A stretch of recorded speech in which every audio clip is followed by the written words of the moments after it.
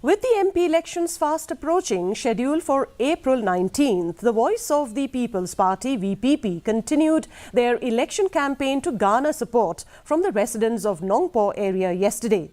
The meeting took place at NSCA Mini Stadium. Paham's aim, VPP candidate Ricky A.J. Sinkon and VPP President Arden Miller Basayomoit led the campaign, addressing the party's manifesto aimed at reforming the state, which even after 50 years of statehood still lacks in various aspects crucial to the lives of its people.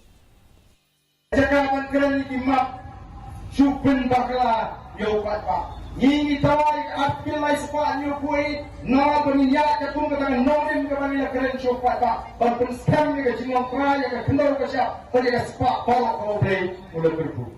Pada sensor ke khala kadang hati kisamjong sensor khala kadang hati smog kita kadang haga balak kadang hati ke jola berkarbi ke pertai kiri ke pertai balak kawai nyamla pangat negeri ke sensor khala.